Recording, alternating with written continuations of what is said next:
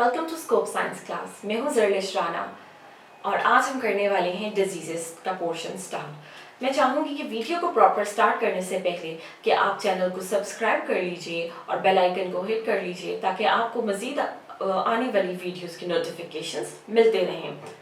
सबसे पहले हम देखेंगे आज वायरल डिजीजेस। वायरल डिजीजेस में जो सिलेबस में मेंशन है उनमें आ जाती है पोलियो और हेपेटाइटिस। पोलियो को हम देखते हैं, सबसे पहले हम पोलियो को देखते हैं कि पोलियो क्या होता है। नाम तो हमने बीइंग एज पाकिस्तानी बहुत ज़्यादा सुना होगा क्योंकि पाकिस्तान में पोलियो का मर्ज बहुत आम है।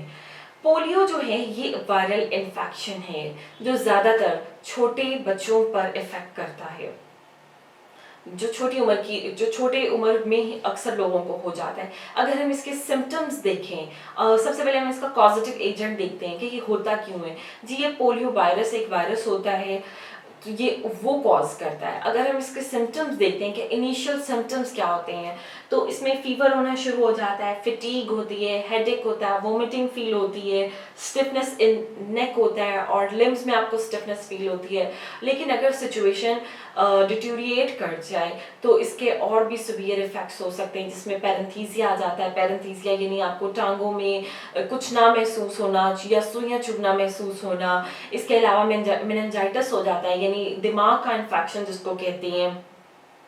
और इसके अलावा जो इसकी बहुत बुरी एक और कंडीशन हो सकती है वो पैरालिसिस होता है यानी आपको मुकम्मल फालिज हो जाता है। हर 200 में से एक बंदा ऐसा होता है जो फालिज का शिकार हो जाता है जिनको पोलियो होता है।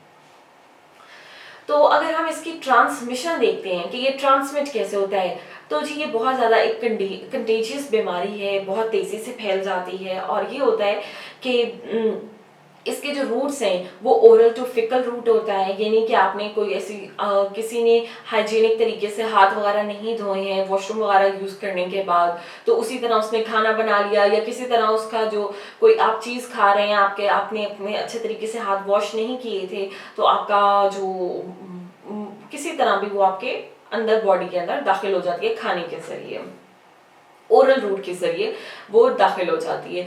दूसरा जी ये लोगों से लोगों यानी पर्सन टू पर्सन भी जो ये स्प्रेड करती है।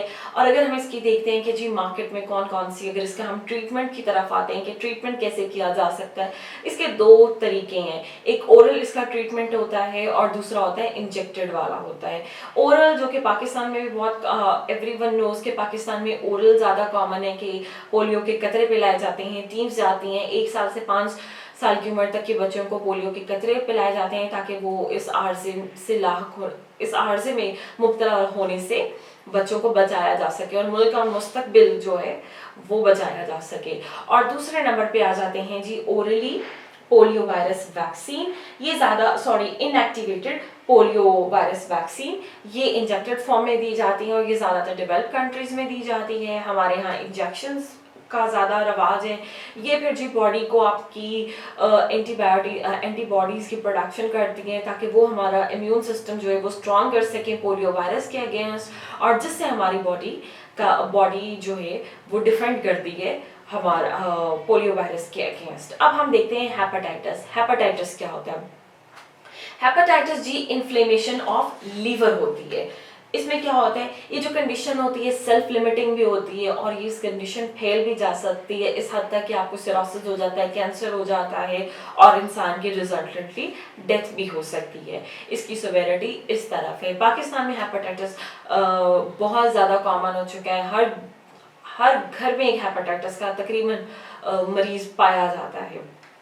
अगर हम इसकी इनिशियल सिम्टम्स देख लें कि तो क्या क्या होती हैं जी, इसमें जॉन्डिस होता है। जॉन्डिस यानी स्किन का या आंखों का पीलापन, नोजिया वॉमिटिंग फील करते हैं, भूख का ना लगना और ब्लीडिंग या ब्रूजेस भी हो जाते हैं और एब्डोमिनल पेन होती है इसके अलावा।